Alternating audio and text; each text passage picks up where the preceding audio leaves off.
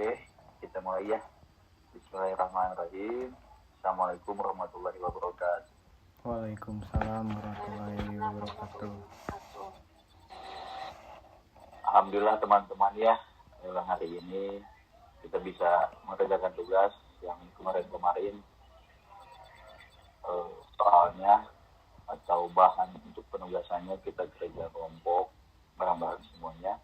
Dan sekarang mungkin karena buat deadline yang sudah dekat, ditambah minggu sekarang jadwal kita padat ya, kita memaksakan untuk mengerjakan hari ini hampir setengah 11 ya, yang harusnya waktu istirahat malah kita pergunakan untuk mengerjakan tugas. Dan Wina juga mungkin sekarang lagi kurang sehat, dia memaksakan buat mengerjakan tugas. Semoga apa yang kita lakukan ini ada hikmahnya buat diri kita sendiri, menambah wawasan untuk depannya. Mungkin di sini saya sebagai moderator teman-teman semua, dan saya beranggotakan bersama teman-teman ada Wina, Irsyad, Lydia, dan si Muhammad, dan saya sendiri Anafal, dan saya sendiri Desya. Mungkin di awal kita sudah diberikan tugas membuat video pembelajaran yang dimana durasinya 60 sampai 90 menit. Nah, mungkin kita di sini seperti biasa pembelajaran saja, tidak terlalu serius dan juga terlalu menggampangkan. SOP pembelajaran di Universitas Muhammadiyah mungkin yang paling awal yang sudah teman-teman ketahui yaitu ya adanya kultum dulu ya. Mungkin buat dia boleh dan ingin kultum terlebih dahulu maka. Oke. Terima kasih kepada moderator Rizky Destia memulai kultum yang berjudul memelihara ikhlas setiap menjalani hidup. Sebelumnya, Assalamualaikum warahmatullahi wabarakatuh.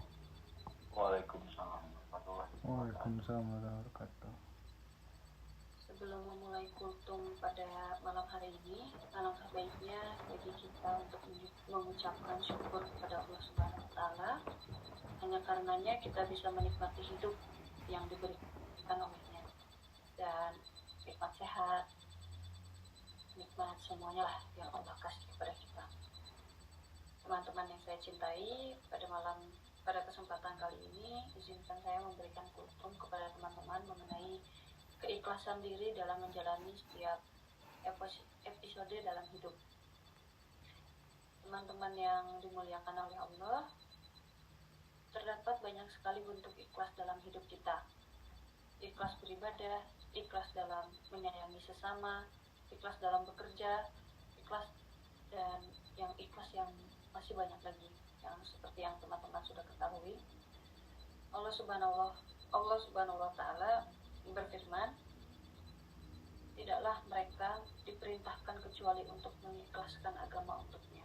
Dalam surat Al-Baniyah ayat 5, pada ayat tersebut menyatakan bahwa baiknya seorang muslim harus berlaku ikhlas dalam beragama.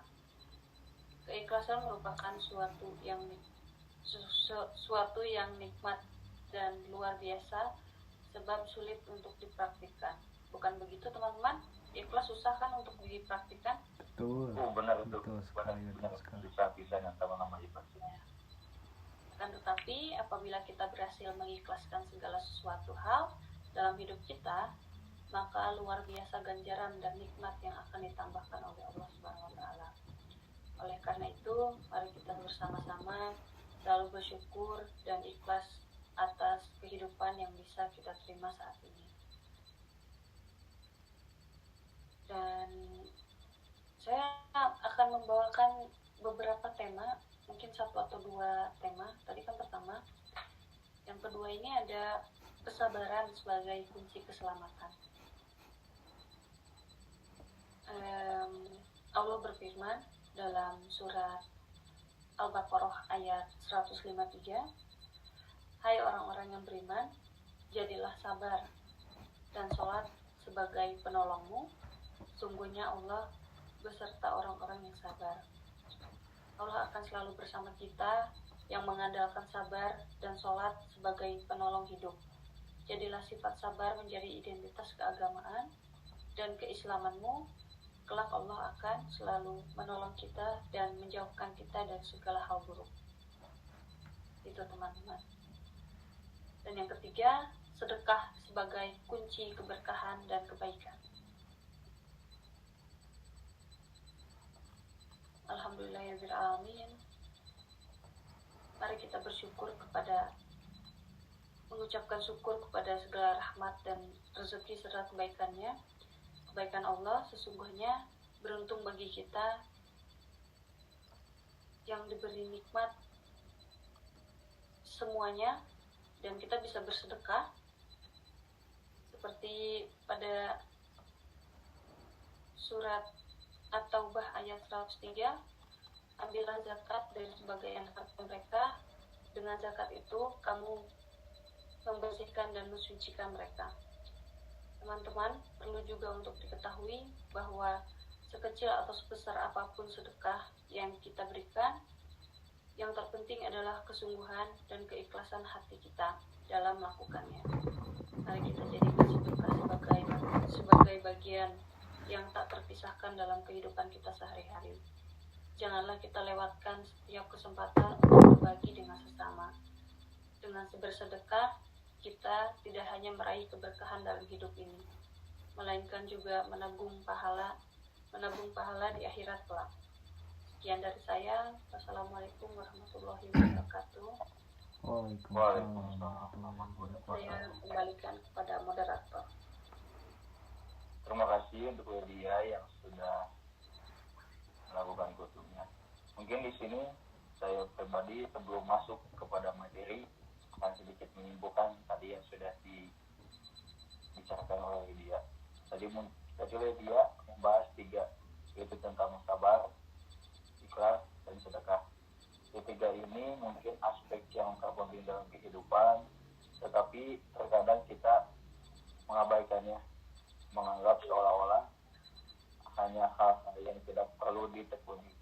Padahal mungkin dari syarat ketiga ini banyak turunannya untuk menghadapi kehidupan ini, menjalani kehidupan ini. Pada contohnya mungkin ikhlas mungkin pada dasarnya kita bisa di mulut ngomong, iya saya ikhlas dan lain sebagainya. Tapi dalam hatinya mungkin masih ada rasa gundah dan masih ada rasa yang belum sesuai dengan yang di mulut. Yang kedua mungkin tadi sabar juga sama. Di mulut bisa dibilang saya mah sabar ngadepin dia. Mungkin yang ada di sebagian teman-teman dalam lingkup kita orang dewasa, maksudnya yang remaja, sabar menghadapi masalah ini, masalah itu. Sabar, oke, sabar. Mungkin sambil pukul terus dalam otaknya mah.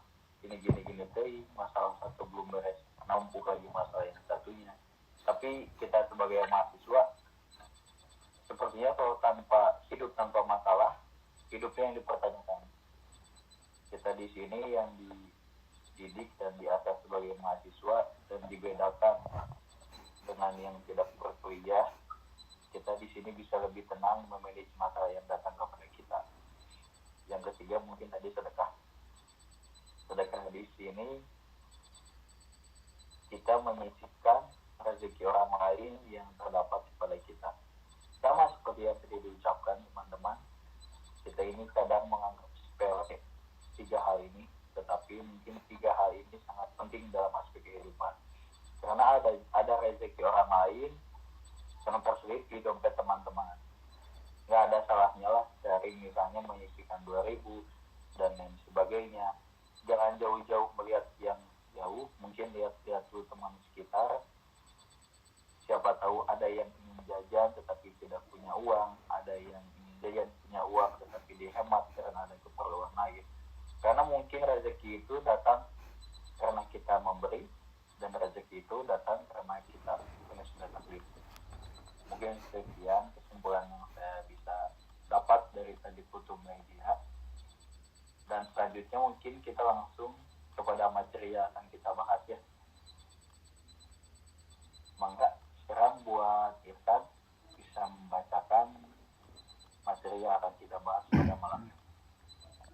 Baik, terima kasih buat moderator.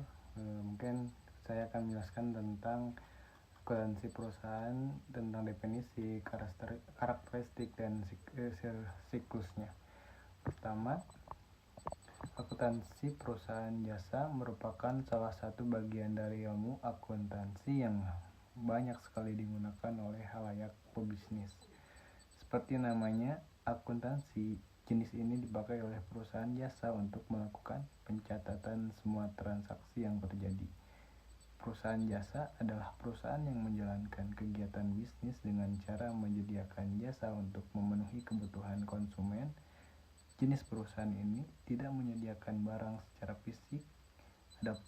Adapun contoh dari perusahaan jasa banyak sekali di sekitar kita, misalnya jasa laundry, ojek online, tukang cukur, dan masih banyak lainnya.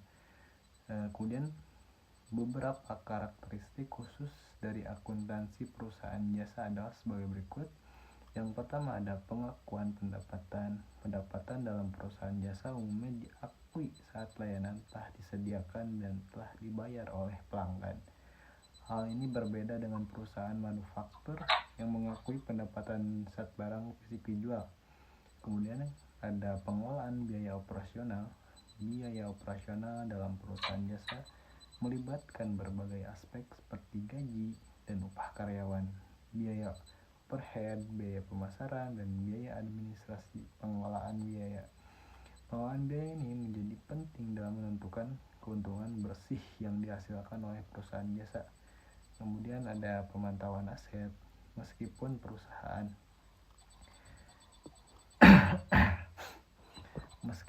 perusahaan jasa tidak memiliki persediaan atau barang fisik yang harus dikelola, aset non-fisik seperti perlengkapan, peralatan, atau properti masih perlu dipantau dan dicatat dengan cermat.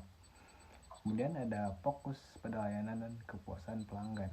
Akuntansi perusahaan jasa tidak hanya berkaitan dengan aspek keuangan, tapi juga memiliki keterkaitan erat dengan penilaian kepuasan pelanggan.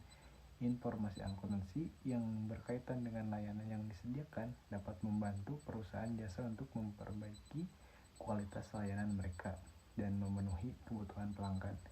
Dalam praktiknya, akuntansi perusahaan jasa melibatkan berbagai proses seperti pencatatan transaksi keuangan, penyusunan laporan keuangan, analisis keuangan, perencanaan anggaran, dan pemantauan kinerja keuangan.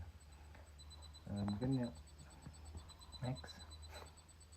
Soal ini bertujuan untuk memberikan informasi yang penting bagi manajemen perusahaan jasa dalam pengambilan keputusan yang tepat, menjaga kesehatan keuangan perusahaan, dan mencatat tujuan strategi mereka. Kemudian bisa dilanjutkan mungkin. Oke, yang tadi sudah disebutkan oleh Kang Iyasad, dan sekarang masih satu jalan dengan yang tadi yang disebutkan oleh Bang Iyasad. Yang selanjutnya mangga oleh Lina dibacakan. Baik, di sini ada prinsip dasar akuntansi perusahaan jasa. Dalam akuntansi perusahaan jasa terdapat beberapa prinsip dasar yang digunakan untuk memandu pengelolaan keuangan secara efektif. Berikut adalah beberapa prinsip dasar akuntansi perusahaan jasa. Yang pertama, ada prinsip kepastian pendapatan. Prinsip ini menyatakan bahwa pendapatan harus diakui ketika sudah pasti dan dapat diukur dengan Anda. Dalam perusahaan jasa, pendapatan diakui saat layanan telah disediakan dan nilai pendapatan dapat diestimasikan secara akurat. Yang kedua, ada prinsip kesinambungan usaha. Prinsip ini menyatakan bahwa perusahaan jasa akan beroperasi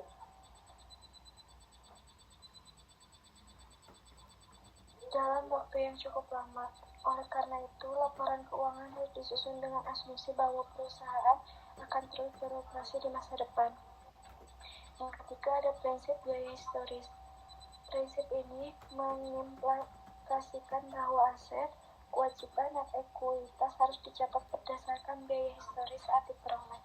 Artinya, laporan keuangan akan mencerminkan nilai real saat transaksi terjadi. Ada prinsip pengakuan biaya. Prinsip mengatur maaf nah prinsip ini mengatur bahwa biaya harus diakui saat terjadi dan dapat didistribusikan dengan pendapatan yang terkait. Dalam perusahaan jasa, biaya operasional seperti gaji karyawan, biaya overhead, dan biaya pemasaran harus diakui secara tepat waktu. Prinsip konsistensi. Prinsip ini mengharuskan perusahaan jasa untuk mengadopsi metode akuntansi yang konsisten dari tahun ke tahun. Hal ini sangat penting agar laporan keuangan yang disajikan bisa bandingkan dari periode ke periode sehingga bisa memudahkan analisis kinerja dan pengambilan keputusan yang lebih baik. Ada prinsip kewajaran dan kebenaran. Prinsip ini menyatakan bahwa laporan keuangan harus memenuhi standar kebenaran, objektivitas, dan kewajaran. Informasi yang disajikan harus akurat, terpercaya, dan tidak memihak siapapun. Oke, mungkin cukup buat Gina membacakannya ya. Baik, terima kasih. Masih sama tentang prinsip-prinsip yang bisa dilanjutkan oleh Hanova, maka silakan.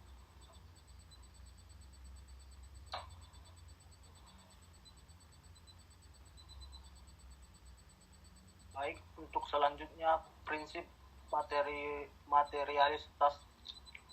Prinsip ini mengatakan bahwa informasi keuangan harus relevan dan material. Informasi yang memiliki dampak signifikan terhadap keputusan ekonomi harus disajikan dengan jelas dalam laporan keuangan. Selanjutnya, prinsip pemisahan entitas. Prinsip ini menyatakan bahwa keuangan perusahaan jasa harus dipisahkan secara jelas dari keuangan individu, pemilik atau pemegang saham. Pemisahan ini memungkinkan pengukuran kinerja dan kesehatan keuangan perusahaan secara independen. Prinsip-prinsip dasar ini membentuk kerangka kerja yang penting dalam akuntansi perusahaan jasa. Dengan mengikuti prinsip-prinsip ini, perusahaan jasa dapat memastikan pencatatan yang akurat, pengukuran keuangan yang andal, serta penyusunan laporan keuangan yang transparan dan bermanfaat bagi pengambilan keputusan. Selanjutnya, tantangan yang terdapat dalam akuntansi perusahaan jasa. Akuntansi perusahaan jasa pun tidak terlepas dari beberapa tantangan, khususnya yang berbeda dari akuntansi perusahaan manufaktur atau perdagangan. Beberapa tantangan utama dalam akuntansi perusahaan jasa adalah sebagai berikut. Yang pertama, pengakuan pendapatan yang kompleks. Pendapatan dalam perusahaan jasa seringkali melibatkan perjanjian jasa berjangka panjang, paket layanan yang kompleks, atau kombinasi berbagai layanan. Pengakuan pendapatan yang tepat dalam konteks ini bisa menjadi kompleks karena perlu mengestimasi nilai pendapatan berdasarkan kemajuan pelayanan atau waktu yang telah berlalu. Yang kedua, ada pengelolaan biaya operasional. Perusahaan jasa biasanya memiliki banyak biaya operasional yang harus dikelola seperti gaji karyawan, biaya overhead, biaya pemasaran, dan biaya administrasi. Mengelola biaya-biaya ini dengan efisien dan memastikan pencatatan yang akurat. Yang ketiga, ada evaluasi kualitas layanan. Layanan dalam perusahaan jasa sulit diukur secara kuantitatif. Evaluasi kualitas layanan yang diberikan kepada pelanggan akan menjadi sangat penting, tetapi membutuhkan metode subjektif seperti survei kepuasan pelanggan atau feedback langsung. Menyajikan informasi ini dalam konteks akuntansi perusahaan jasa dapat menjadi tantangan dalam mengukur nilai layanan yang diberikan. Oke, buat Bang Nova, cukup mungkin ya membacanya, kita dibagi-bagi karena mungkin sebagian dari kita ada yang ingin tahu lebih dalam dan membacanya bisa menambah wawasan yang makin. Dan yang selanjutnya boleh oleh dia dibacakan, mangga. Baik, terima kasih kepada moderator. Di sini ada pencatatan aset non-fisik. Perusahaan jasa kemungkinan besar memiliki aset non-fisik seperti perlengkapan, peralatan, atau properti yang digunakan dalam menyediakan layanan. Pencatatan dan penilaian yang akurat terhadap aset-aset ini memerlukan pemahaman yang baik tentang penilaian aset dan pemeliharaan catatan yang baik. Lalu ada penanganan pajak. Perusahaan jasa seringkali harus menghadapi kompleksitas peraturan perpajakan yang berbeda, seperti pajak penghasilan, pajak penjualan, atau pajak jasa. Memastikan kepatuhan terhadap peraturan perpajakan dan memahami implikasi pajak tersebut, laporan keuangan dapat menjadi tantangan tersendiri. Ketergantungan pada karyawan. Keberhasilan perusahaan jasa seringkali terkait erat dengan keahlian dan pengetahuan karyawan. Pencatatan dan pengelolaan aspek penggajian, tunjangan, dan manfaat karyawan memerlukan pemahaman yang baik tentang kebijakan sumber daya manusia dan regulasi tenaga kerja. Fleksibilitas dalam pelaporan. Laporan keuangan perusahaan jasa harus mencerminkan karakteristik bisnis yang unik dan menyajikan informasi yang relevan bagi setiap stakeholder. Tantangannya adalah menciptakan kerangka pelaporan yang fleksibel dan komprehensif sehingga mampu memenuhi kebutuhan pengambilan keputusan secara efektif. Dalam menghadapi tantangan-tantangan ini, penting bagi perusahaan jasa untuk memiliki sistem akuntansi yang efektif, profesional, yang terlatih, dan memahami yang baik tentang prinsip-prinsip akuntansi perusahaan jasa yang relevan, sehingga mereka dapat mengatasi tantangan ini dan mengelola keuangan perusahaan dengan baik.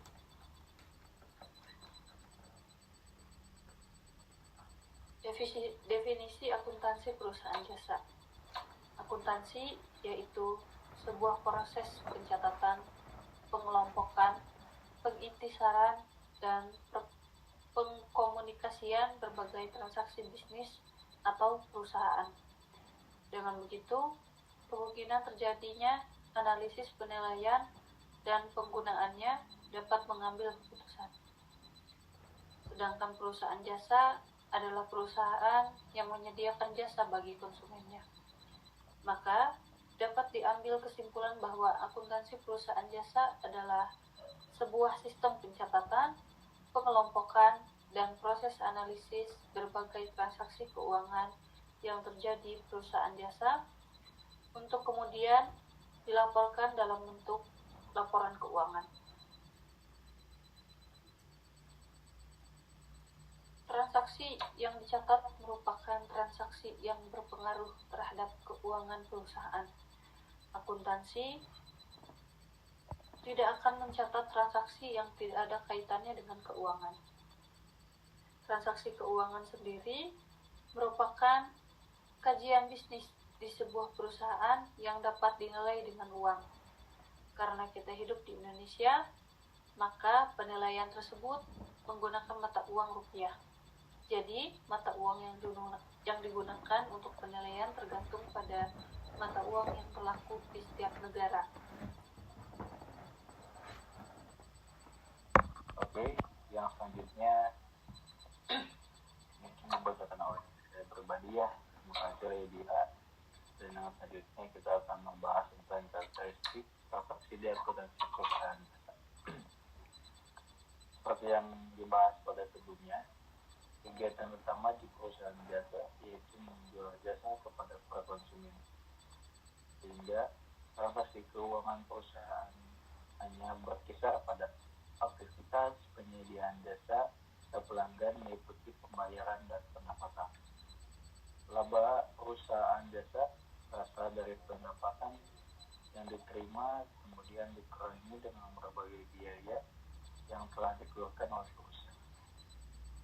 Sedangkan transaksi yang terjadi pada perusahaan dalam aktivitas utamanya yaitu membeli barang dagang jadi kemudian dijual kembali ke konsumen. Adapun perusahaan industri, kegiatan utamanya memproses bahan mentah menjadi bahan setengah jadi atau barang jadi kemudian dijual ke konsumen. Dan yang selanjutnya yaitu mengenal transaksi pada fungsi perusahaan jasa. Yang pertama, kwitansi pembayaran, yaitu dokumen yang menjadi bukti pembayaran kepada orang atau badan usaha lain. Perlu dipahami bahwa kwitansi ini dikeluarkan dan ditandatangani oleh pihak yang menerima pembayaran. Kemudian bukti tersebut diserahkan kepada pihak yang melakukan pembayaran. Yang kedua itu bukti penerimaan uang. Pihak yang menerima pembayaran diharuskan membuat kwitansi rangkap 2. Rangkap pertama diberikan kepada yang melakukan pembayaran, sedangkan rangkap kedua disimpan oleh penerima pembayaran untuk dijadikan bukti penerimaan uang. Yang ketiga yaitu nota. Bukti jurnal. Bukti jurnal merupakan dokumen bukti yang harus digunakan sebagai bukti pencatatan kwitansi. Bukti ini digunakan sebagai bukti pengeluaran. Yang keempat, nota. Nota adalah dokumen sebagai bukti terjadinya transaksi pembelian dan penjualan. Bukti ini dibuat oleh pedagang eceran kepada pembeli. Bagi pedagang, nota menjadi bukti penjualan barang. Sedangkan bagi pembeli, nota merupakan bukti pembelian barang. Yang kelima yaitu faktur. Faktur adalah dokumen bukti penjualan secara kredit yang dibuat penjualan untuk diserahkan ke pembeli. Ada 2 rangkap faktur untuk setiap transaksi. Rangkap pertama disimpan oleh penjual, sedangkan rangkap lainnya diserahkan ke pembeli. Yang keenam yaitu bon.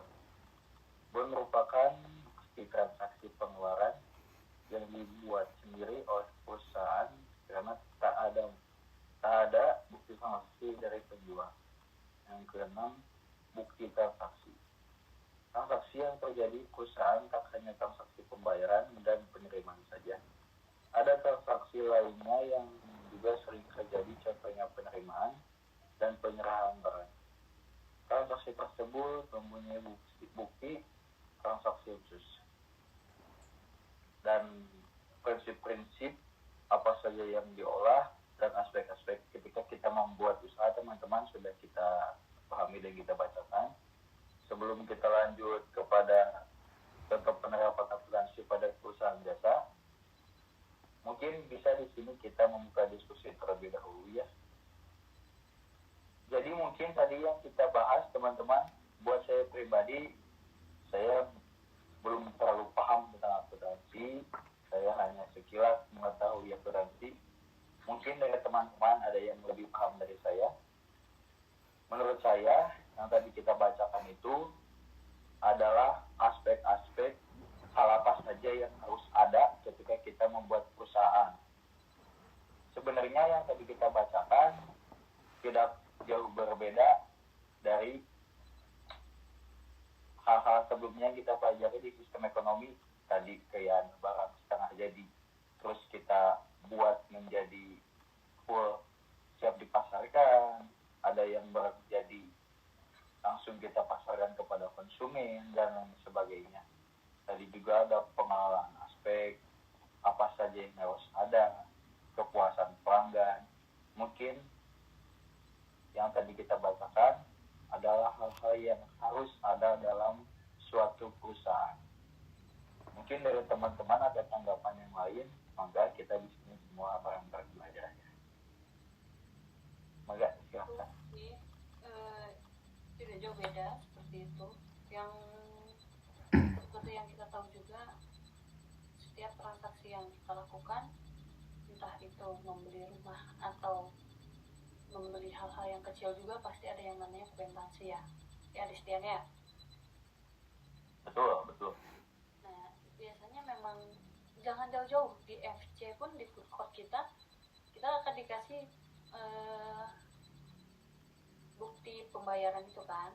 Nah, itu tuh si penjual kan dia tulis di rangkap 2 tuh, yang satu dia simpan, yang satunya kita bawa untuk dicap gitu kan, biar nanti supaya setelah ada penghitungan uang, pengambilan uang di admin FC, nanti disesuaikan dengan si kertas yang sudah banyak, berapa banyak si kertas yang kita dapat gitu. Mungkin ya seperti itu yang bisa aku tangkap. Kalau di kehidupan sehari-hari pun seperti itu sama ternyata. Oke, buat dia mungkin dari Bang Irsa, Vina, atau Bang Nova ada ingin mencurahkan ilmu yang atau tanggapan yang sudah tadi didapat, mangga.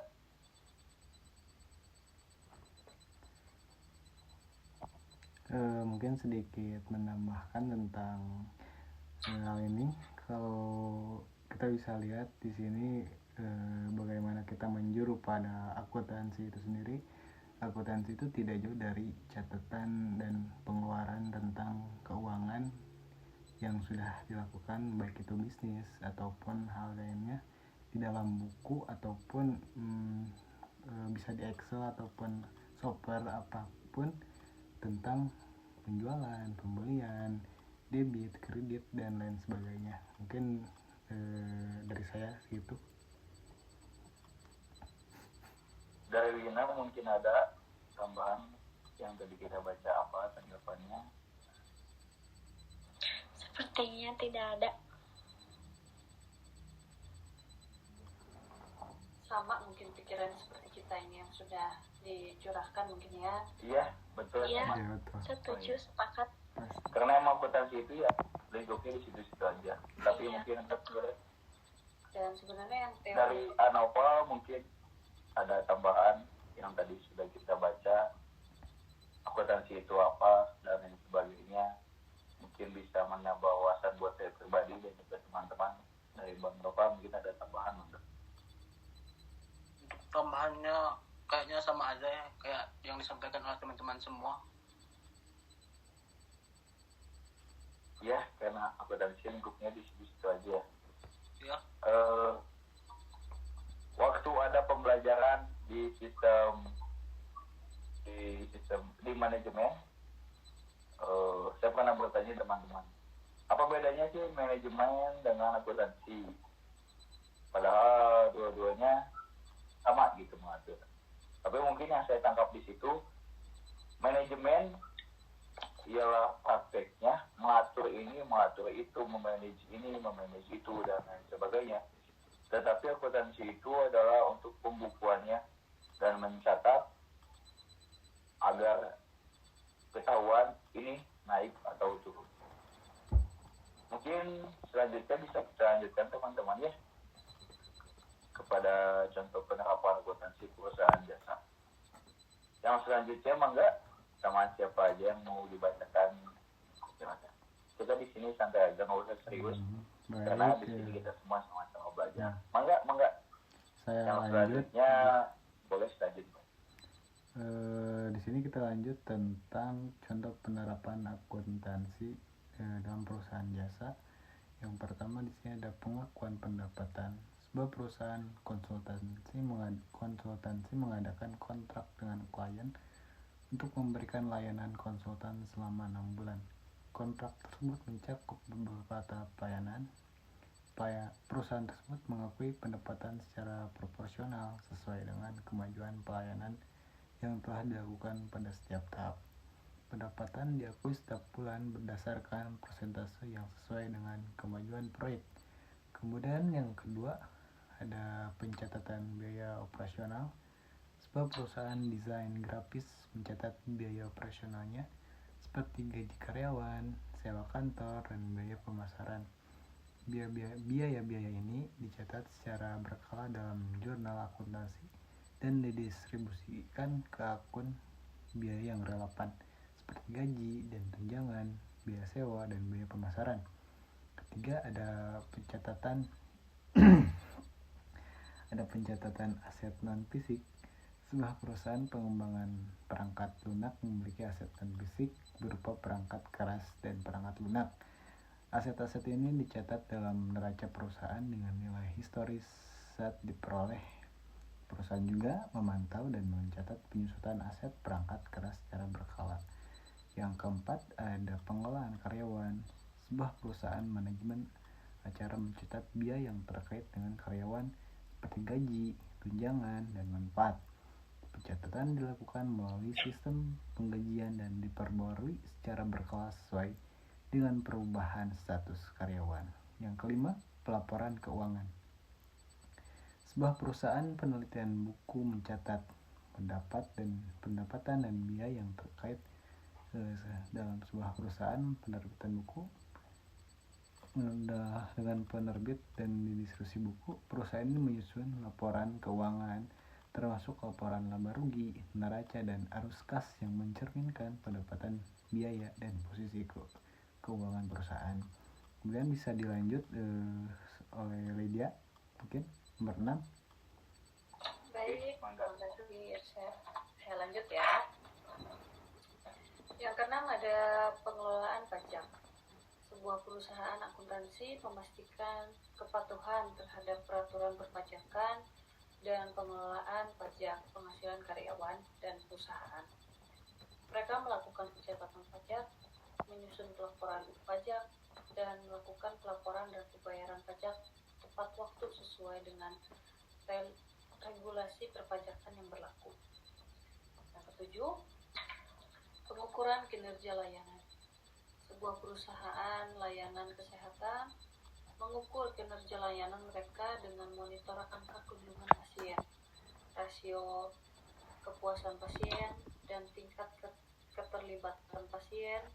Informasi ini digunakan dalam evaluasi kinerja dan pengambilan keputusan strategi yang lebih baik. Penerapan akuntansi perusahaan jasa ini berbeda-beda, tergantung pada jenis layanan yang disediakan. Namun, prinsip-prinsip akuntansi dasar seperti pengakuan pendapatan, pencatatan biaya, pemantauan aset, dan pelaporan keuangan tetap menjadi fondasi dalam pengelolaan keuangan perusahaan jasa. Ya juga sih ya teman-teman, kalau misalnya di pelayanan kesehatan kan dihitungnya dari kunjungan pasien. Ada juga perusahaan jasa yang Gojek itu, ojek online, mungkin sama juga ya. Dihitungnya dari kepuasan pelanggan yang kita kasih rating bintang itu, dan juga kayak berapa banyak sih pengguna aplikasi itu gitu kan, ya nggak teman-teman, kayak gitu nggak sih pikiran kalian, atau ada lagi yang lain mungkin? Pada intinya betul yang tadi dikatakan dia, karena suatu perusahaan itu gak bakal maju ketika pembeli atau konsumennya nggak datang. Dan konsumen datang itu, salah satu faktor konsumen datang adalah kepuasan. Karena buat saya pribadi juga, ketika saya datang ke toko atau menggunakan jasa layanan ojek mungkin yang tadi disebutkan, ketika melayani saya sebagai konsumen, sentak untuk karuan. Ketika sentak untuk karuan, kita bilang dengan dia, saya tuh bayar di sini tuh bukan minta. Dan kita takut buat tetap di situ, income yang masuk ke perusahaan nggak ada, dan akhirnya income itu nggak bisa diputarkan. Dan pada akhirnya juga perusahaan tersebut bisa gulung kita atau bangkrut. Mungkin gitu. Oke, yang selanjutnya bisa dibacakan oleh Wina, mangga.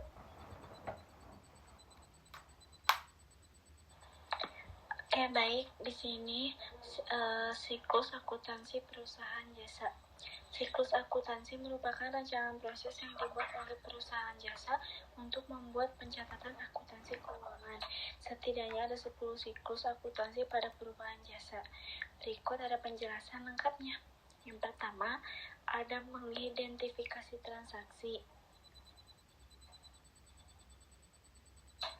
Langkah awal yang harus dilakukan yaitu melakukan identifikasi transaksi. Tujuannya untuk mengetahui kebenaran dari transaksi tersebut. Identifikasi ini dapat dilakukan dengan cara menganalisis bukti transaksi. Yang kedua, ada mencatat transaksi ke jurnal. Setelah melakukan identifikasi, langkah selanjutnya yakni membuat entry jurnal untuk setiap transaksi. Yang ketiga, ada memposting ke buku besar. Langkah selanjutnya selanjutnya setelah membuat jurnal yaitu membuat buku besar. Jadi rekening transaksi yang ada di jurnal akan diklasifikasi dan dikelompokkan sesuai dengan masing-masing pos rekening. Misalnya saja ada pos kas, peralatan, utang usaha, dan privat. Oke, nah terima kasih. Oke, baik, terima kasih guys. Iya, yang selanjutnya itu mungkin menyusun neraca saldo ya. Enggak bisa dibacakan oleh Bang Nova.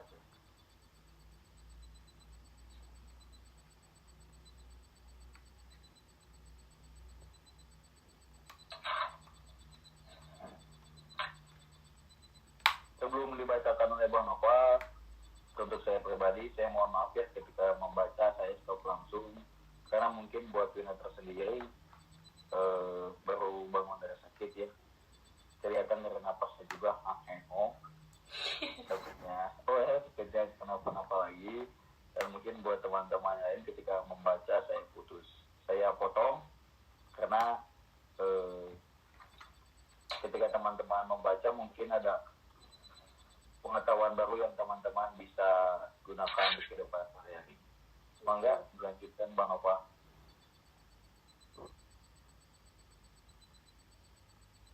Kayaknya biar aku aja yang lanjutin ya. Oh, boleh silakan. Yang keempat ada menyusun neraca saldo. Buku besar merupakan ringkasan transaksi dari jurnal. Nah, nominal akhir masing-masing pos rekening transaksi akan dipos ke neraca saldo yang menampilkan nominal semua pos rekening transaksi yang terjadi di perusahaan. Yang kelima, membuat jurnal dan neraca saldo penyesuaian. Selanjutnya yaitu membuat jurnal penyesuaian berbagai transaksi yang terjadi selama satu periode akuntansi menyebabkan perusahaan pada beberapa rekening akun tertentu. Perubahan tersebut harus dicatat pada akhir periode agar data keuangan perusahaan sesuai dengan keadaan faktual yang ada. Pencatatan tersebut menggunakan jurnal penyesuaian. Sesudah menyusun jurnal penyesuaian, selanjutnya dipindah bukukan ke neraca saldo setelah penyesuaian. Yang keenam ada raca lajur. Sesudah penyusun neraca saldo telah penyesuaian, langkah berikutnya yaitu menyusun neraca lajur. Neraca ini merupakan kertas kerja worksheet yang berlajur dan berkolom yang di dalamnya berisikan seluruh data akuntansi perusahaan.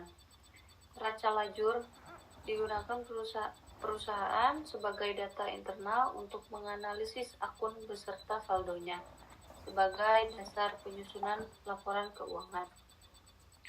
Yang ketujuh, laporan keuangan. Laporan keuangan merupakan bentuk pertanggungjawaban perusahaan kepada stakeholder di laporan tersebut, terutama data keuangan perusahaan yang lengkap, termasuk posisi aktiva dan pasiva, laba, dan modal akhir perusahaan. Yang kedelapan, jurnal penutup. Jurnal penutup merupakan salah satu bagian laporan keuangan yang dibuat pada akhir periode guna menutup akun pada periode berjalan. Selain itu, jurnal ini bertujuan untuk menyiapkan neraca akhir.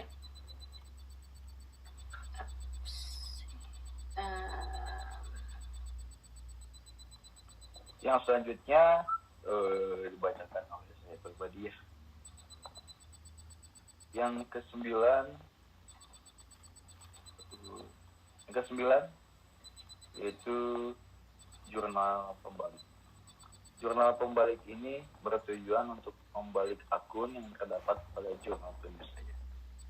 Selain itu, jurnal ini juga bertujuan untuk memudahkan pencatatan pada periode selanjutnya.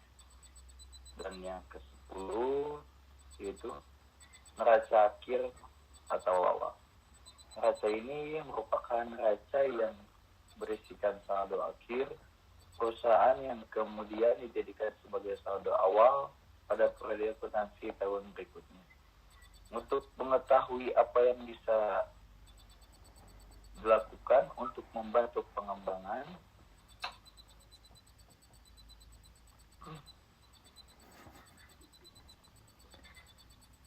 Lanjut kesimpulannya, Bang. langsung kesimpulannya ya. Oke. Kesimpulannya itu akuntansi perusahaan jasa merupakan bagian integral dari dunia bisnis yang fokus pada penyediaan layanan untuk memenuhi kebutuhan konsumen. Dalam akuntansi perusahaan jasa terdapat karakteristik khusus seperti pengakuan pendapatan, pengolahan biaya operasional, pemantauan aset non-fisik, dan fokus pada layanan dan kepuasan pelanggan. Prinsip dasar akuntansi perusahaan jasa seperti prinsip kepastian pendapatan, kesinambungan usaha, biaya historis, pengakuan biaya konsisten, kewajaran dan kebenaran, materialitas dan pemisahan entitas, membangun landasan yang penting dalam pengolahan keuangan yang efektif. Tantangan yang dihadapi dalam akuntansi perusahaan jasa meliputi pengakuan pendapatan kompleks, pengelolaan biaya operasional, evaluasi kualitas layanan, pencatatan aset non-fisik, penanganan pajak, ketergantungan pada karyawan, dan fleksibilitas dalam pelaporan. Siklus akuntansi perusahaan jasa mencakup langkah-langkah mulai dari mengidentifikasi transaksi, mencatat transaksi ke jurnal, memposting ke buku besar, menyusun neraca saldo, membuat jurnal dan neraca saldo penyesuaian, hingga neraca akhir atau awal. Nah, teman-teman, hampir sama pola jalannya dengan yang tadi kita bahas. Dalam perusahaan harus ada apa saja, ini, itu, dan lain sebagainya, aspek apa saja yang harus ada dalam perusahaan tersebut. Mungkin dari teman-teman tanpa harus membaca buku, hanya melihat sekilas mata, perusahaan ini harusnya kayak begini, perusahaan ini harusnya kayak begini, bisa mengetahui hal apa saja yang terus ada dalam perusahaan tersebut. Dan yang selanjutnya itu tadi kasus siklus akuntansi perusahaan jasa Salon Wahyu, yang di sini kita masuk ke dalam jurnal buku besar deh teman-teman ya. Yang selanjutnya mangga bisa dibacakan oleh Bang Nopal, silakan.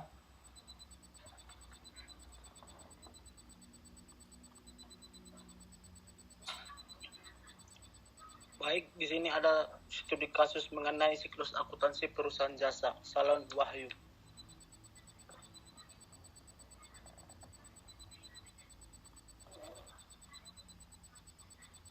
Contoh transaksi-transaksi yang terjadi pada perusahaan jasa.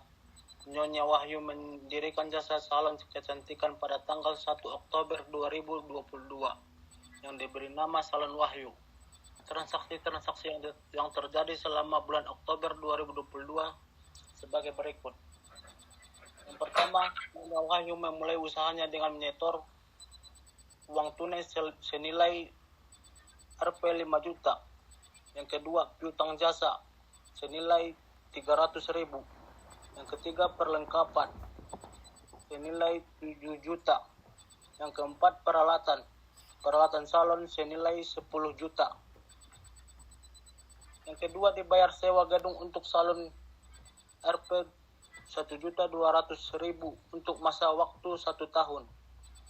Yang keempat, pembelian peralatan salon sebesar 3 juta secara kredit.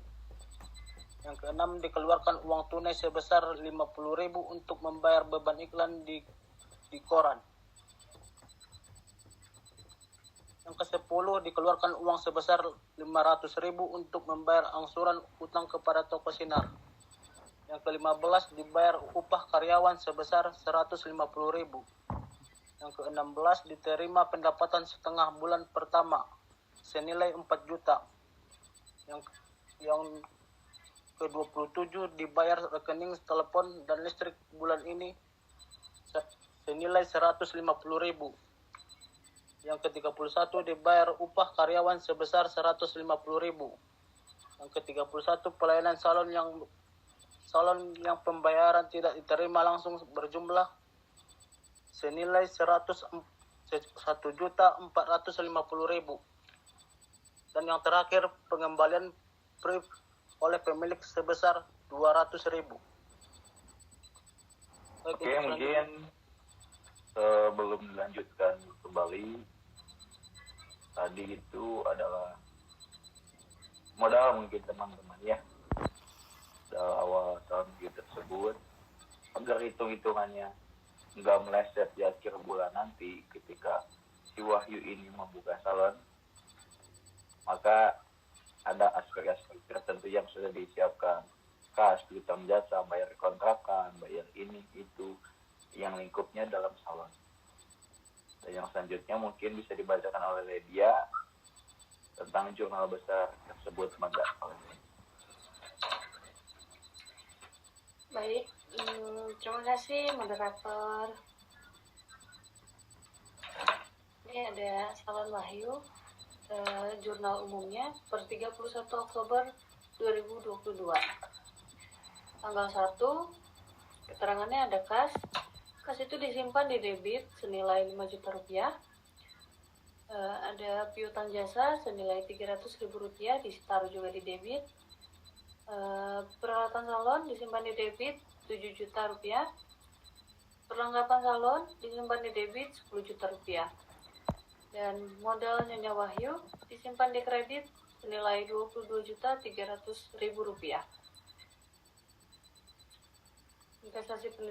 Investasi awal pendidikan tanggal 2, beban sewa disimpan di debit senilai 1.200.000, kas disimpan di kredit 1.200.000. Tanggal 4, peralatan salon senilai 3 juta rupiah disimpan di debit, utang usaha senilai 3 juta rupiah disimpan di kredit.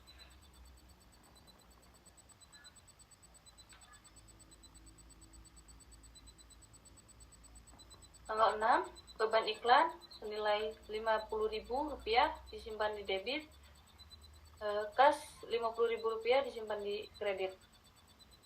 Ada utang tanggal 10, senilai 500.000 rupiah disimpan di debit, kas senilai 500.000 rupiah disimpan di kredit. Tanggal 15, beban gaji dan upah 150.000 rupiah disimpan di debit, kas senilai 150.000 rupiah disimpan di kredit. Tanggal 16, kas senilai 4 juta rupiah disimpan di debit, pendapatan jasa senilai 4 juta rupiah disimpan di kredit. Tanggal 27, beban telepon dan listrik senilai 150.000 rupiah disimpan di debit, kas 150.000 rupiah disimpan di kredit. Tanggal 31, beban gaji dan upah senilai 150.000 rupiah disimpan di debit, kas 150.000 rupiah disimpan di kredit. Tanggal 31 juga ada piutang jasa senilai 1.450.000 disimpan di debit, pendapatan senilai 1.450.000 disimpan di kredit. Oke, buat Lydia. Oh, lanjutkan lagi. Sedikit lagi, Pak. Sedikit lagi, mangga. Ya, tanggal 31 yang terakhir ini ada price senilai 200.000 rupiah disimpan di debit, dan kas senilai 200.000 rupiah disimpan di kredit. Jumlah akhir pada jurnal umum ini 33.150.000 sama di debit dan di kredit, nilainya sama. Oke, mungkin yang selanjutnya di buku besar ini akan dibacakan oleh Bang Jasa dia. Cuma dari tadi teman-teman lihat bukan Bang Jasa nggak sabar nih. Kapan gua. Mama nggak, silakan buat Bang Jasa. Terima kasih buat moderator, terima kasih banyak. Di sini ada buku besar, bisa dilihat pada pertanggal 2022 Oktober tanggal 1. Di sini ada keterangan setoran awal, review 1, debit Rp 5 juta simpan di debit. Kemudian tanggal 2 pembayaran sewa gedung disimpan di kredit 1.200.000 di debit 3.800.000. Pada tanggal 6 pembayaran Bentar Pak Icat. Itu tuh kenapa ditaruh di saldonya berkurang? Karena kalau misalnya kita simpan di kredit, saldo itu akan berkurang. Jadi misalnya kan yang di debit pertama itu 5 juta.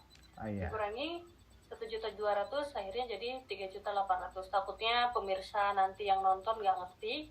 Jadi seperti itu ya. Kalau misalnya ditaruh di debit, nilai yang ada di saldo itu bertambah. Kalau misalnya ditaruh di kredit, nilai di saldo itu akan berkurang. Ya, mungkin untuk karena saya belum terlalu paham tentang hal ini, mungkin bisa dilanjut sama Lydia untuk pembelajaran kita semua. Boleh? Ya, sebentar minum dulu ya Pak ya. Iya, mangga. Ya Ya silahkan. betul, buat yang tadi juga saya kurang mengerti tentang Ya baca sampai buku besar aja ya, selanjutnya kalian ya, oke? Oke, mangga silakan. Ya. Nah, di sini jadi sampai tanggal 1 ya. Jadi ada tanggal 2 pembayaran sewa gedung. Refnya di JUS 1. Kenapa refnya JUS 1? Karena kalau misalnya kita taruh misalnya kertas nih, satu kertas itu full tentang jurnal umum, itu ditulisnya JUS 1. Kecuali kita nulis jurnal umum itu ada 2 kertas, misalnya di tanggal ini di kertas yang kedua, berarti itu ditulisnya JU 2. Begitu ya teman-teman. Oke, Paham ya, siap. teman-teman? Oke. Paham, aman. Menjadi pengetahuan baru buat kita semua. Tanggal 2 disimpan di kredit senilai 1.200.000 dan saldonya jadi 3.800.000.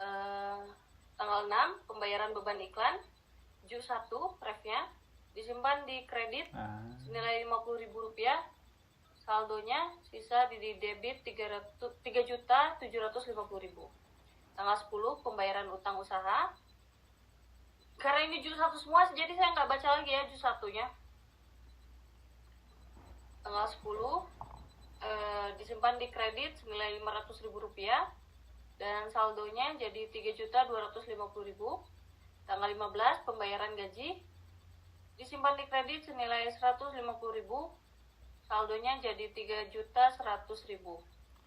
Tanggal 16 pendapatan jasa disimpan di debit senilai Rp4 juta, di saldonya jadi Rp7.100.000.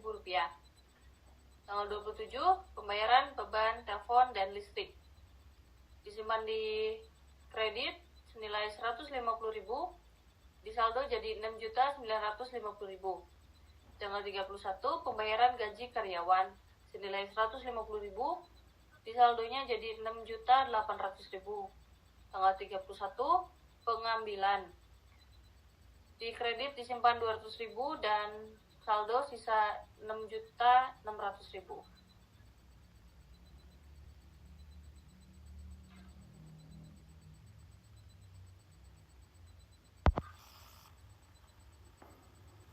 Di utang usaha. Sebelum dilanjutkan sebentar ya, ini ada kendala tentang kita ngerekam videonya. Saya membutuhkan dulu sebentar. Terlalu panas, apinya takutnya nggak kesimpan video kita yang tadi. Oke, disimpan dulu aja Bang. Nanti kita lanjut digabung.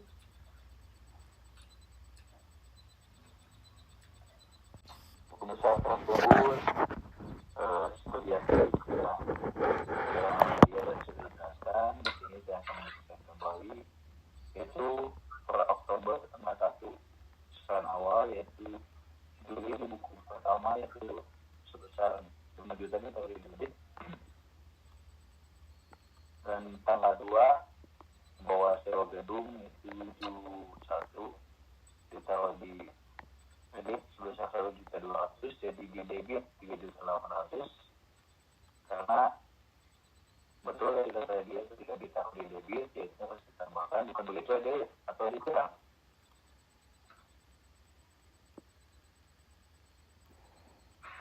Jadi Lanjut. pada akhirnya sebesar Rp3.800.000 Dan selanjutnya yaitu pembelanjaan wanita Ju 1 50.000 di debit 3.750.000 karena 3.800 dikurang 50.000 dan sisanya ditaruh di debit sekitar besar 3.750.000.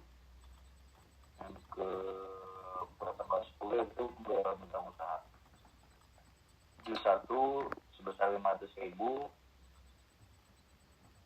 di debit 3.250.000. Kenapa jadi 3.250.000? Tetap tadi pada sesi pertama ketika kita di debit ditambah ketika ditaruh di debit dikurang jadi menjadi 3.250.000. Yang pertama 15 yaitu pembelian gaji karyawan Ju 1 yaitu 150.000 di kredit dan di debit menjadi 3.100. Karena 3.250 dikurang 150 sembilan 3.100. Dan yang ke tanggal 16 yaitu pendapatan jasa. Pendapatan jasa itu Ju 1 sebesar ditaruh di debit yaitu 4 juta. Dan ditaruh di kredit itu 7.100. Dan ke tanggal 27 pembahasan beban telepon dan listrik. Ju 1 itu sebesar 150.000 ditaruh di debit dan di kredit bisa 150.000. Dan per tanggal 31 pembayaran gaji karyawan Ju 1 ditaruh di kredit sebesar 150.000, di debit 150.000 dan di kredit sebesar 6.800.000. Dan per tanggal 31 karyawan pengambilan Ju 1 ditaruh di debit sebesar 200.000 dan ditaruh di kredit sebesar 6.600.000. Itu mungkin buku besarnya. Biar saya lanjutkan, Bang. Mangga, yang seterusnya untuk piutang usaha lanjutkan. Sini ada piutang usaha dengan kodenya 102. Pada tanggal 1 per 22 Oktober setoran awal ditaruh di debit senilai 300.000 dan saldo 300.000. Tanggal 31 piutang usaha dengan nilai 1.450 di saldo jadi 1.750.000. Ada perlengkapan dengan kode 103 tanggal 1 setoran awal 7 juta dan saldo 7 juta. Peralatan tanggal 1 setoran awal pembelian 10 juta rupiah dan di saldo 10 juta. Tanggal 4 peralatan 3 juta rupiah disimpan di debit dan saldonya jadi 13 juta rupiah. Utang usaha pada tanggal 4 pembelian perlengkapan disimpan di kredit dan saldo kredit jadi 300.000 rupiah.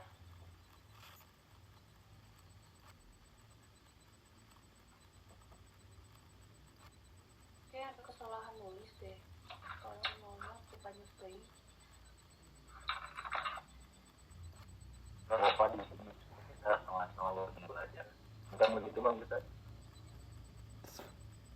Sepakat. Ada kesalahan, mohon maaf.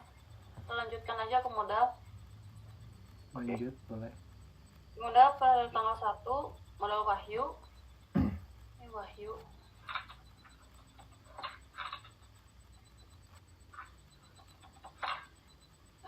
Disimpan di kredit 22.300 dan kredit di saldonya 22.300. Ada price tanggal 31 pengambilan price disimpan di debit 200.000 dan saldonya jadi 200.000. Ada pendapatan tanggal 16 pendapatan jasa disimpan di kredit senilai 4 juta rupiah dan di kredit jadi 4 juta. Tanggal 31 piutang 1.450 jadi 5.450. Ada beban sewa tanggal 2 pembayaran sewa 1.200 saldonya jadi 1.200. Beban iklan tanggal 6 pembayaran beban iklan 50.000 di debit dan saldo jadi 50.000. Beban gaji tanggal 15 pembayaran gaji karyawan tanggal disimpan di debit 150.000 jadi 150.000. Tanggal 31 pembayaran gaji karyawan 150.000 jadi 150.000 di saldo. Beban telepon dan listrik tanggal 27 pembayaran beban telepon dan listrik dengan di debit disimpan di debit 150.000 dan saldo 150.000. Di sini ada salon Wahyu neraca saldo per 31 Oktober 2022. Bisa dilihat di nomor akunnya itu ada 101, 102 dan selanjutnya. Dengan nama akun kas disimpan di debit 6.600.000, piutang usaha 1.750.000, peralatan 7 juta, peralatan salon perlengkapan tadi ya. Terus ada peralatan salon 13 juta rupiah. Utang usaha disimpan di kredit di 2.500.000, ada modal 22.300.000, price disimpan di debit 200.000, pendapatan jasa disimpan di kredit 5.450.000, beban sewa 1.200.000, beban iklan 50.000, beban gaji 300.000, beban telepon dan listrik 150.000, dengan jumlah keduanya sama di 30.250.000. Selanjutnya, mohon dibantu. Oke, selanjutnya buat kita lanjut kembali. Setelah dia membaca itu pada akhir periode 31 Oktober 2022 terdapat catatan berikut. 1. Persediaan perlengkapan sebesar 5.500.000. Kedua, sewa dibayar di muka sebesar 900.000. Ketiga, penyusutan peralatan salon untuk proyek pembelanjaan sisa 7.300. Yang keempat, utang gaji yang belum dibayar berjumlah 170.000. Sebelum jurnal penyesuaian disusun, perlu diketahui rekonstruksi sebagai berikut. Pemakaian perlengkapan yaitu 7 juta dikurangi 5.500.000 sama dengan 1.500.000. Yang kedua, sewa yang telah menjadi beban jelas 3 bulan sebenarnya sebagai berikut. 3 per 12 kali 1.200.000 sama dengan 300.000. 9 banding 12 kali 1.200.000 sama dengan 900.000. Yang selanjutnya itu jurnal penyesuaian. Jurnal penyesuaian per 31 Oktober 2022 pada tanggal 31 beban perlengkapan.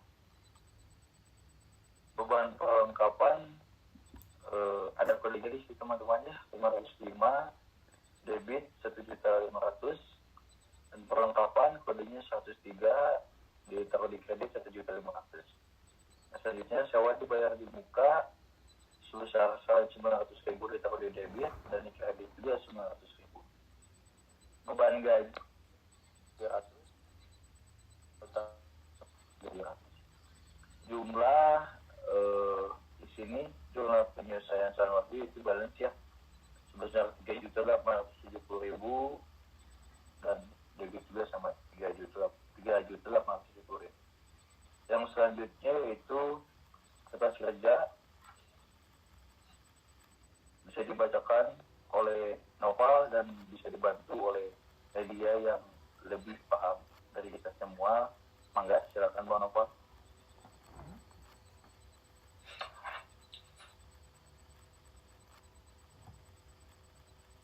Baik, untuk selanjutnya kertas kerja. Yang pertama kas masuk ke debit senilai 6.600.000. Di neraca saldo disesuaikan masuk ke debit senilai 6.600.000. Untuk yang kedua piutang masuknya ke debit senilai 1.750.000. Di neraca saldo sama 1.750.000.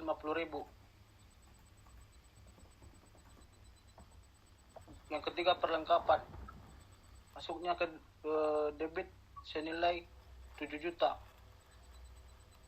Untuk ayat penyesuaian masuk ke kredit senilai 1.500.000. Di neraca saldo disesuaikan masuk ke debit senilai 5.500.000.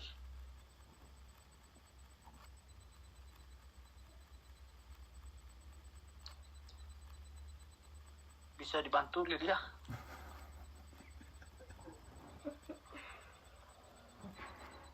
Sekarang peralatan salon ya.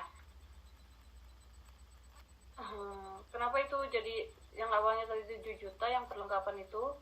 Karena ya ayat penyesuaiannya itu ada kredit, disimpan di kredit berarti dikurangi, jadi hasilnya 5.500.000.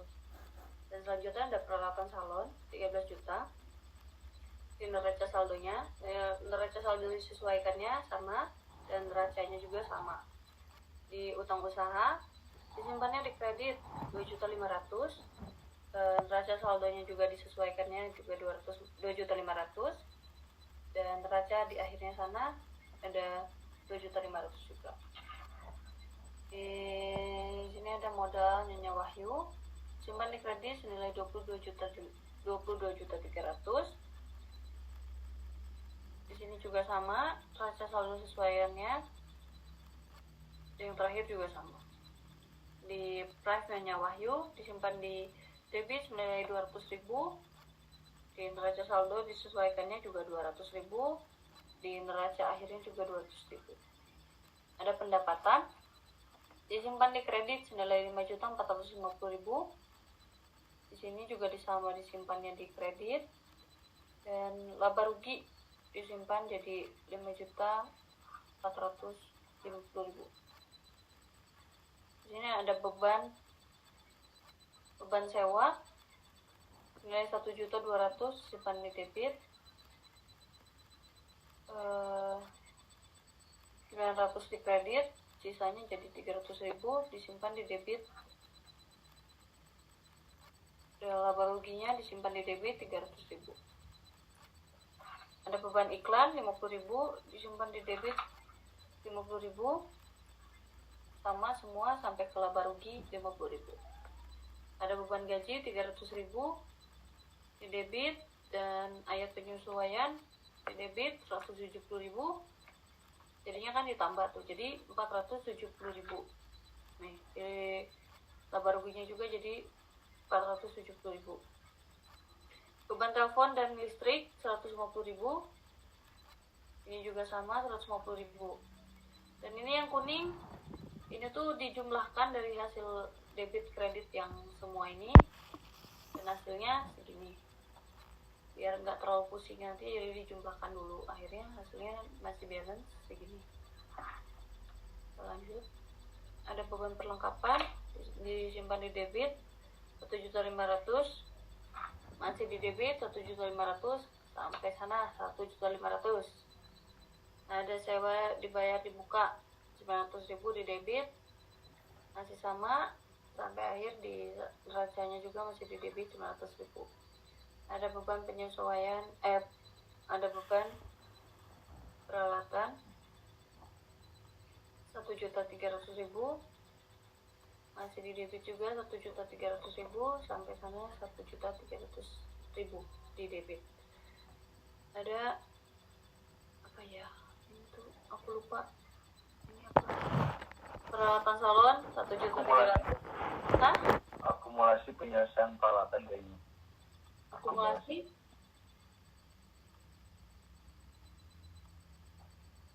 penyewaan apa atau apalah. Disimpan di kredit 1.300.000, sama di sana juga ada utang gaji 170.000, sama ini yang kuning hasilnya ya, ditotalkan dari ini karena ini kan dua nih, ini masih balance, ini juga balance.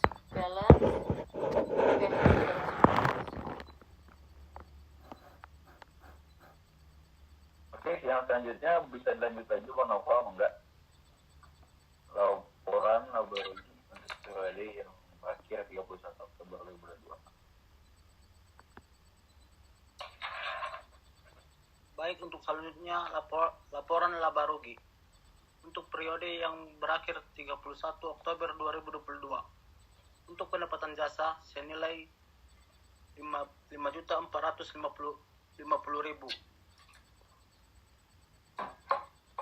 Untuk beban sewa senilai 300.000.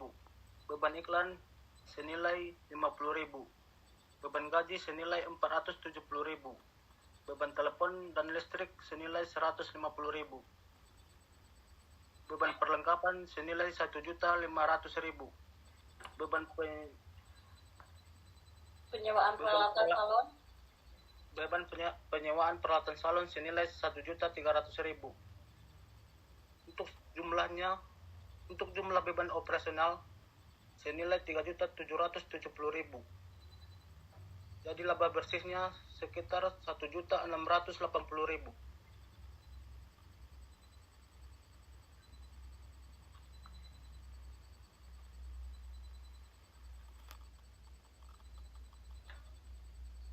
Laporan perubahan modal.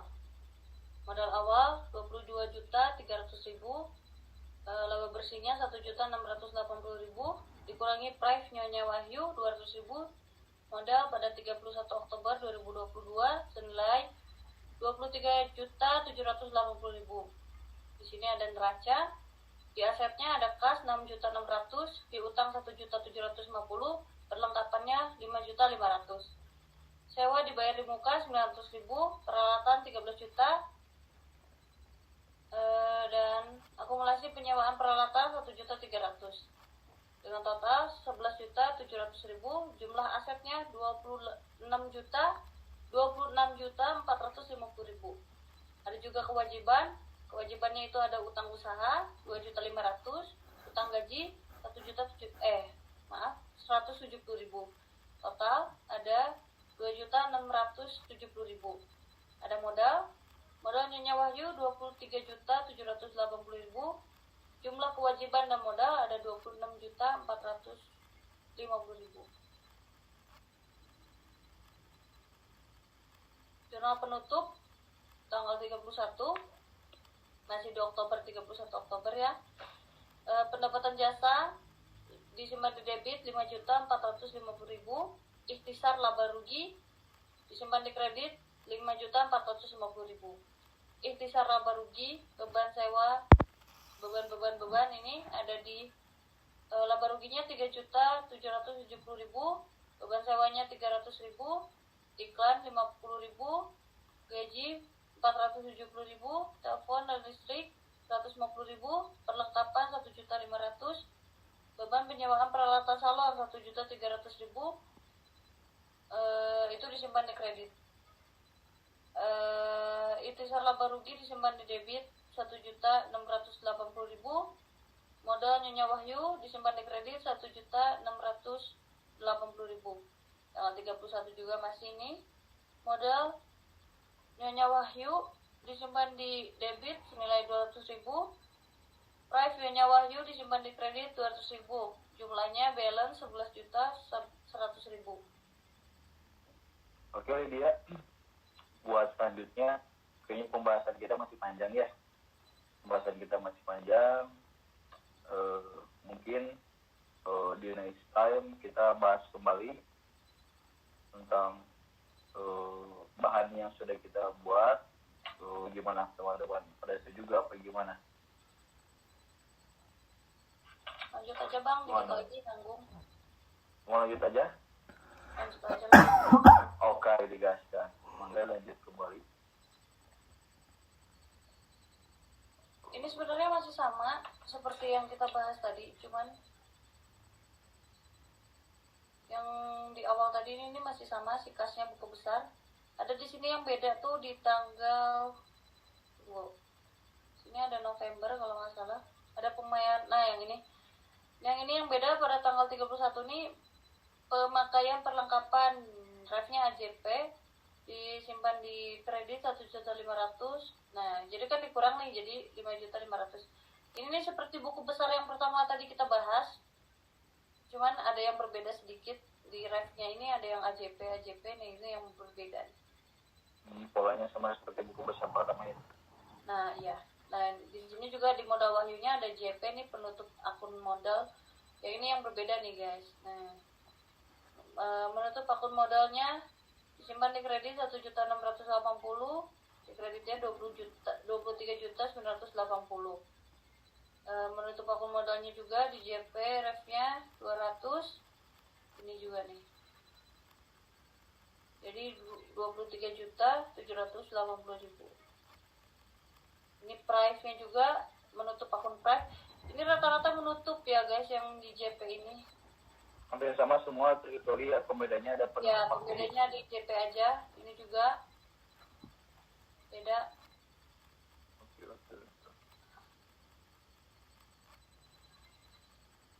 Ini sewa dibayar di muka AJP nih, beda juga.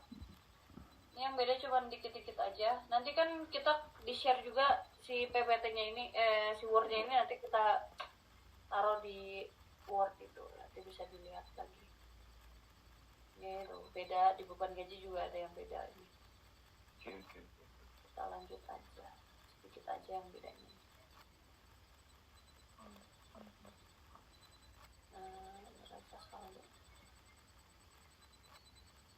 Nah ini neraca saldo setelah penutup nih ini baru. Silakan siapa yang mau baca. Saldo benar.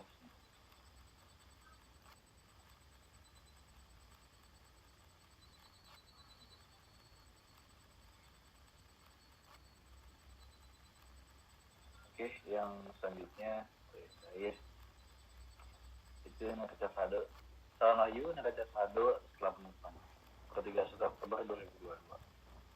Di sini ada kodenya itu 11 kas ditaruh debit sebesar 6.600.000. Yang kedua yaitu kodenya 102 piutang usaha sebesar 1.750.000. Yang ketiga itu kodenya 103 perlengkapan sebesar 5 juta. Perlengkapan sebesar 1 juta. Perlengkapan sebesar 5.500.000.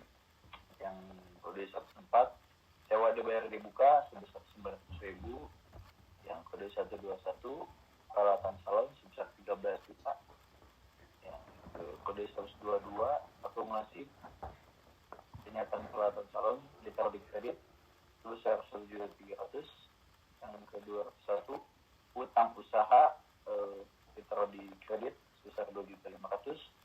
Yang 202 utang gaji ditaruh di kredit sebesar 170.000.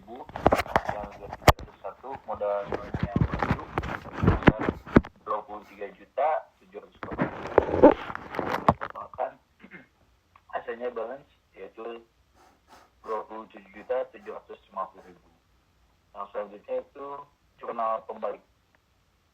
Jurnal pembalik periode 1 November 2022.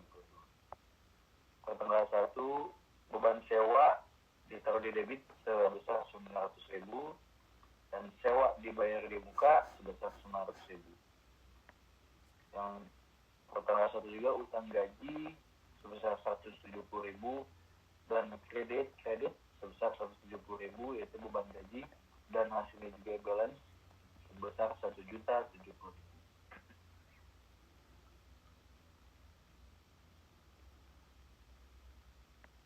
Dan yang selanjutnya mungkin buku besar sama ya polanya kayak tadi dan lain sebagainya. Mungkin pembedanya ada penutup tadi ya kayak dia ya.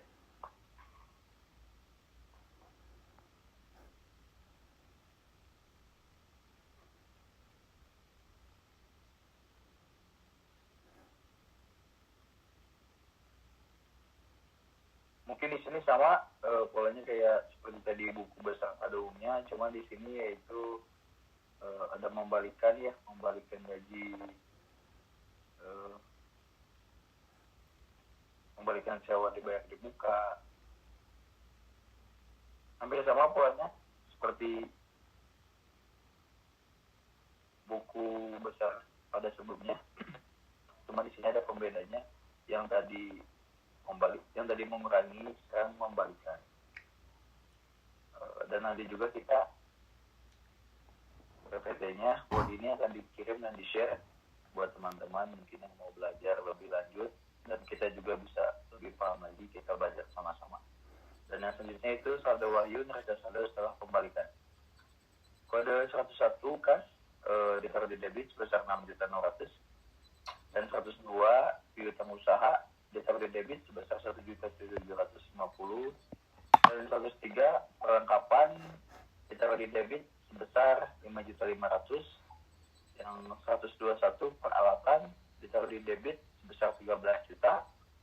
Yang 122 akumulasi penyesuaian peralatan calon sebesar 13 juta dan 201 utang usaha ditaruh di kredit sebesar 2.500.000 dan 501 beban sewa ditaruh di debit sebesar 900.000 dan yang terakhir itu 503 beban gaji ditaruh di kredit sebesar 170.000 dan hasilnya balance sebesar 27.750.000.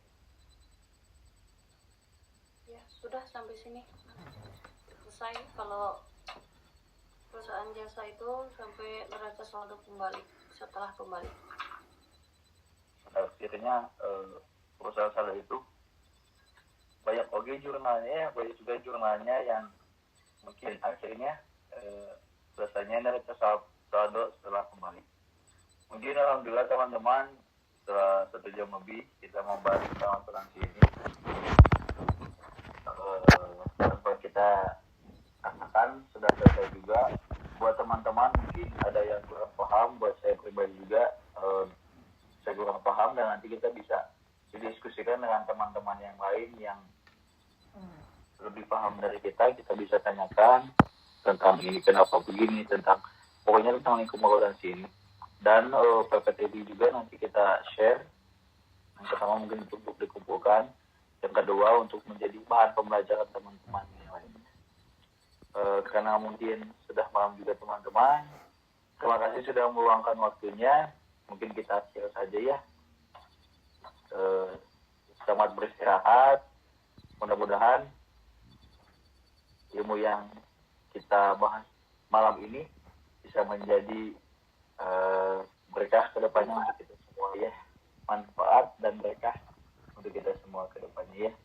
Mohon maaf bila selagi saya menjadi moderator banyak kekurangan yang saya lakukan, ada kesalahan yang saya lakukan.